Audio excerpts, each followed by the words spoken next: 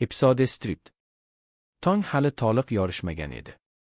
Shaharning sokin ko'chalari ustidan mayin shamol esib turar, eski daraxtlarning yaproqlari asta shitirlardi. Dilshod tun bo'yi uxlamagandan ko'zlari qizarib ketgan holda hovliga chiqdi. Uning xayoli faqat bir narsada edi: kechqurun eshitgan gaplari rost bo'lishi mumkinmi? U hovlining chetidagi eski o'rindiqqa o'tirdi va chuqur xo'rsindi. Shu payt eshik sekin ochilib, Mohira tashqariga chiqdi. U Dilshodning yoniga asta yaqinlashdi. "Hali uxlamadingizmi?" dedi Mohira xavotir bilan. Dilshod boshini ko'tarmasdan javob berdi. "Uyqu qochdi." Mohira uning yoniga o'tirdi. U Dilshodning yuzidagi tashvishni sezardi. "Kechagi gaplardan keyin sizni tinch qo'yishmayapti, to'g'rimi?" Dilshod chuqur nafas oldi. "Men bir narsani tushunmayapman, Mohira. Nega hamma mendan nimanidir yashiryapti?" Mohira indamadi. U ham ko'p narsani bilardi, lekin ayni paytda nima deyishni bilmasdi. U Dilshodning qo'liga sekin tegdi. "Balki vaqt kelganda hammasi ayon bo'lar." Dilshod asta boshini ko'tardi. "Men endi kutishni istamayman." Shu payt ichkaridan telefon jiringlagani eshitildi. Mohira o'rnidan turib ichkariga kirib ketdi. Dilshod esa yana yolg'iz qoldi. Uning yuragida galati bezoftalik bor edi. Oradan bir necha daqiqa o'tib, Mohira shoshilgancha qaytib chiqdi. "Telefon sizga ekan." Dilshod ichkariga kirib telefonni oldi. "Alo." Telefonning narigi tomonidagi ovoz past va jiddiy edi. "Agar haqiqatni bilishni istasangiz, bugun soat 3 da eski vokzalga boring." Dilshod bir narsani so'rashga ulgurmay, qo'ng'iroq uzildi. U telefonni sekin joyiga qo'ydi.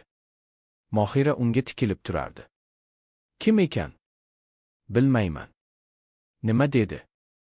Dilshod biroz o'ylanib turdi. "Eski vokzalga borishimni aytdi." Mohira xavotir bilan qaradi. "Bu xavfli bo'lishi mumkin." "Balki. Lekin men baribir boraman." Mohira uning ko'zlariga qaradi va Dilshodni fikridan qaytara olmasligini tushundi. Shu paytda boshqa bir joyda Azizbek mashinasida o'tirgancha kim bilandir telefonda gaplashardi. "U albatta boradi", dedi u sovuq jarohatlik bilan. Chunki endi uning ortga yo'li qolmagan. Telefonning narigi tomonidagi odam nimadir dedi. "Yo'q, hozircha unga tegmang. Hamma narsa rejadagidek ketish kerak." Azizbek telefonni o'chirib oynadan tashqariga qaradi. Uning yuzida galati tabassum paydo bo'ldi. Kunduzi Mohira oshxonada choy tayyorlayotgan edi. Onasi Saodat opa uning yoniga kelib to'xtadi. "Qizim, sening ko'ngling joyida emas." Mohira majburan jilmaydi. "Hammasi yaxshi." Saodat opa boshini chayqadi. "Men seni yoshligingdan bilaman. Biror narsa bo'lsa, yuragingga yaqin olasan." Mohira indamay qoldi. Dilshod bilan yana nimadir bo'ldimi? Mohira sekin javob berdi.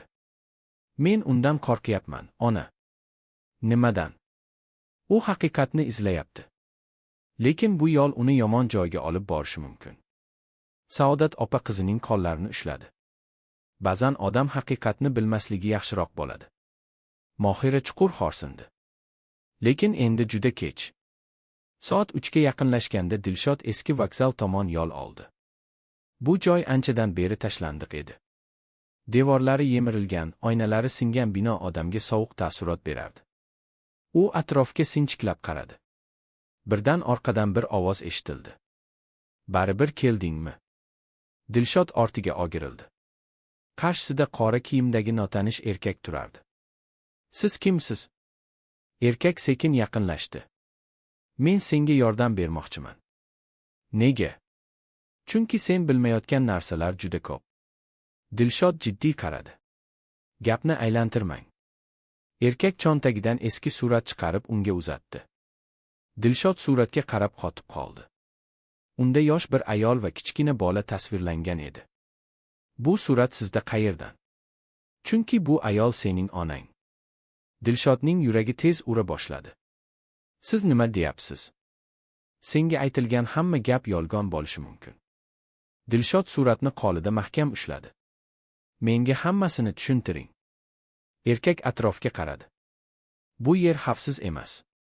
Shu payt uzoqdan mashina ovozi eshitildi. Erkakning yuzi jiddiylashdi. Ular kelyapti. Kimlar? Savol berishga vaqt yo'q. Men bilan yur. Dilshod ikkilanib turdi, lekin ichidagi qiziqish qo'rquvdan ustun keldi. U notanish erkak ortidan yugurdi. Boshqa tomonda Mohira uyda tinimsiz yurardi. U Dilshodga bir necha marta telefon qilgan, lekin u javob bermagandi. Shu payt eshik qo'ng'irog'i chalindi.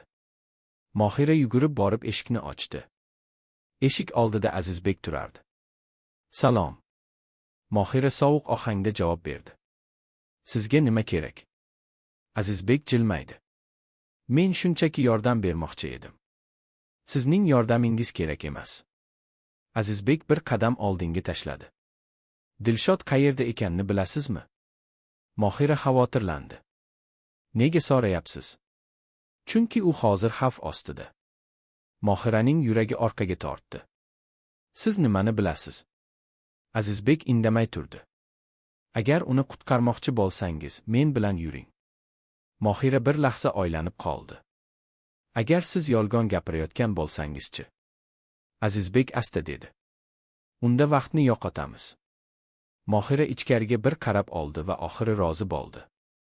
Eski omborxonaga yetib kelgan Dilshod va notanish erkak qorong'i xonaga kirishdi. Erkak eshikni ichkaridan qulfladi. Endi gaplashsak bo'ladi. Dilshod sabrsizlik bilan qaradi. Hammasini ayting. Erkak chuqur nafas oldi. Sen bolaligingda sodir bo'lgan voqeani eslaysanmi? Yo'q. Chunki senga unuttirishgan. Dilshod hayrat bilan qaradi. Nima? O'sha kecha sen ko'rmasliging kerak bo'lgan narsani ko'rgansan. Dilshodning ko'z oldiga xira tasvirlar kela boshladi. Qorong'i uy. Baqiriq. Yiqilgan stul.